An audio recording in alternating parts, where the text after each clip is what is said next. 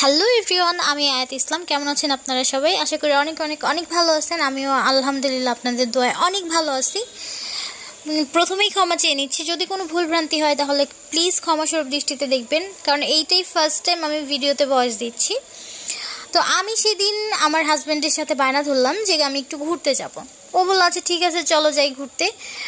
আমি আসলে ঘুরতে বের হই না, মাসে 2-1 বার বের হয়ে ও সময় পায় না, কিন্তু ও বললো ঠিক আছে চলো তাহলে আশেপাশে থেকে ঘুরাই নিয়ে আসবো। আমি বললাম আচ্ছা নাইমা মামার থেকে কানা মামা অনেক ভালো, চলো। ও বললো চলো দিয়াবাড়ি যাই। আমি বললাম ওকে। তো যেইভাবে সেই কাজ, চলে আসলাম মেট্রো স্টেশনে। তো এখানে এসে এখন ভাবলাম যে না, মেট্রোতে আর যাবো না, আমরা রিক্সাতেই ঘুরবো, কারণ অনেক দিন রিক্সায় ঘোরা হয় না। তো রিক্সা দিয়ে যেতে যেতে পড়লাম জ্যামের মাঝখানে। জ্যামে পড়ে 5-6 মিনিট ওইখানে বসেছিলাম। এর মধ্যে চলে আসলো রোদ, কারণ সকাল থেকে বৃষ্টি ছিল, মাঝখানে রোদ চলে আসছে। এত পরিমাণে রোদ উঠেছে, অনেক তাপ ছিল রোদে, কিন্তু অনেক হাওয়াও দিচ্ছিল, হাওয়ার জন্য রোদটা গায়ে লাগতেছিল না। এরপরে যেতে যেতে গল্প করতেছিলাম, আর এত বাতাস, আমার ওড়না আকাশে চলে যাচ্ছিল বারবার। এরপরে ফাইনালি আমরা এসে এক জায়গায় নামলাম, আরেকটা স্টেশনে। তো ওইখানে নামার পরে দেখি এত পরিমাণে রোদ উঠেছে, রোদের তাপে ওইখান থেকে আমরা বেরিয়ে হতে পারছিলাম না, অনেক রোদ উঠেছে। এখন দেখি কুকুর মামা ওইদিকে দৌড় দিচ্ছে, রোদের এত রোদের তাপ ছিল। এরপরে দেখি আইসক্রিমের দোকান, দেখে তো আর আমি থাকতে পারলাম না। ওইখানে 2-3টা ভাইয়া খাইতেছিল, এখন দেখে আমার জিভ দিয়ে জল পড়া শুরু হয়ে গেছে। পরে কি করবো আর, এখন আমিও নিয়ে নিলাম একটা।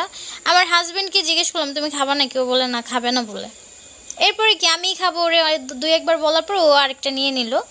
তো 2টা আইসক্রিম 100 টাকা নিয়েছে। আইসক্রিমটা অনেক মজার ছিল, আইসক্রিমটা খেয়ে এতই মজা লাগছে যে আমি আমার হাজবেন্ডেরটাও নিয়ে নিলাম। এখন ওরা তো আর দিব না, আমি খাইতেছি, আমি খেয়ে খেয়ে মোটা হয়ে যাইতেছি, কিন্তু ওর কোনো সমস্যা নাই। পরে ওরে প্যাকেটটা দিয়ে দিলাম, ওইটাই খাচ্ছিল সে। তারপরে গেলাম রিক্সার কাছে। এখন রিক্সা ভাড়া করে রিক্সা দিয়ে ঘুরবো, কারণ রোদের যেই তাপ, এই রোদে ঘুরলে মাথা ঘুরে পড়ে যাবো। আমি একদমই রোদ সহ্য করতে পারি না। তারপরে যেতে যেতে ভাবতেছি কোথায় যাবো, বলতেছে চলো পঞ্চবটী যাই। এখন আমরা ওইখানেই যাচ্ছি। ওয়েদার একটু পরপরই চেঞ্জ হচ্ছে, একবার রোদ, একবার বৃষ্টি, একবার মেঘলা। তো এত আকাশে মেঘ করে, তো মেঘ করলেই ভালো লাগতেছে, রোদ ভালো লাগতেছিল না। এরপরে ফাইনালি চলে আসলাম পঞ্চবতী। এইখানে আসার পরে দেখলাম ওয়াও, অনেক সুন্দর সুন্দর ফুলের তোড়া। তো আমার তো ফুল অনেক পছন্দ। এরপরে দেখলাম চুড়ি। তো চুড়ি দেখে আমি নিতে চাইছিলাম, কিন্তু ভালো লাগলো না, পরে নিলাম না। পরেই পাশে দেখলাম একটা মামা ফুল বিক্রি করতেছে, ওইখান থেকে আমার হাজব্যান্ড একটা ফুলের মালা নিয়ে আমার হাতে পরাই দিচ্ছিল, কারণ ওর ও জানে যে আমি ফুল খুবই পছন্দ করি। ও সবসময় বাইরে বের হলেই আমাকে একটা করে ফুল কিনেই দিবে, যে কোনো ফুল হোক। তো পরাই দিল। পরে আমি আর চুড়ি চয়েস করতে পারলাম না, বিকজ চুড়ি আমি খুব একটা পরি না, মাঝে মধ্যে হঠাৎ বছরে 2-1 বার পরি। কাচের চুড়ি এখনও পরা হয় নাই। এরপরে মামা বলল চলেন আর একটু ঘুরি। ততক্ষণে আকাশ আবার মেঘলা হয়ে গেছে। এরপরে আমরা আবার ঘুরতেছিলাম অলিগলি দিয়ে।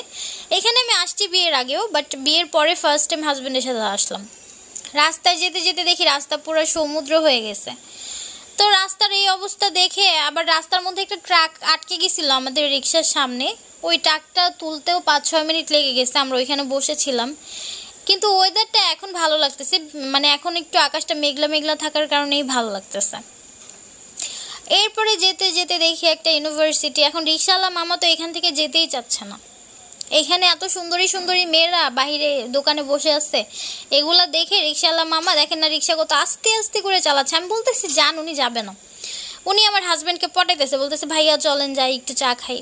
পরে আর কি করার, আমার হাজব্যান্ডও চলে গেল ওনার সাথে চা খাইতে, আর আমাকে ধরে দিল একটা চিপস প্যাকেট। খুলে দেখি 2-3টা চিপস। এই 2-3টা চিপস আমার কি হবে বলেন? আমাকে দেখে কি আপনারা বুঝেন না যে এতটুকু চিপস আমার কিছুই হবে না? পরে আমার হাজব্যান্ড আবার নিয়ে আসলো একটা পাঁপড় ভাজার প্যাকেট, কারণ ও জানে যে আমার একটা চিপসে কিছুই হবে না। পাঁপড় ভাজার প্যাকেটটা দেখলাম, দেখে আমার মনে হলো এটা বেশি মজা হবে না, আগে তো চিপসটা শেষ করি তারপর ওইটাকে ধরবো, মনে মনে ভাবতেছিলাম। এরপরে চিপস শেষ ফাইনালি। এখন এটার দাম দেখলাম, দাম দেখি 30 টাকা, দেখে তো মাথা ঘুরতেছে। এরপরে মুখে দিয়া দেখি একটুও মজা না, কোনো টেস্ট নাই, একদমই বাজে, খড়খড়া।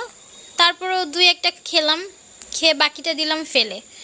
পরে ওকে জিজ্ঞেস করলাম পাপড়ের দাম 30 টাকা কেন, এটা তুমি কিনলা কেন? ও বলতেছে যে না 30 টাকা না, এটা 15 টাকা। পরে আমি বললাম আচ্ছা ঠিক আছে, প্যাকেটে তো 30 টাকা লেখা ছিল। তো যাই হোক, আমরা এখন রওনা হলাম আবার বাসার উদ্দেশ্যে। ব্লগটা যদি ভালো লাগে সবাই একটু প্লিজ সাপোর্ট করবেন, কারণ এটা আমার ফার্স্ট ব্লগ। আশা করি সামনে আপনাদেরকে ভালো কিছু দিব, মজার কিছু দিব। সবাই একটু পাশে থাকবেন, ভালোবাসা দিয়ে যাবেন যদি ব্লগটা ভালো লাগে। আপনাদের দোয়া এবং ভালোবাসা আমরা সামনের পথটা চলতে চাই। আসসালামু আলাইকুম এভরিওয়ান, সবাই ভালো থাকবেন। আল্লাহ হাফেজ।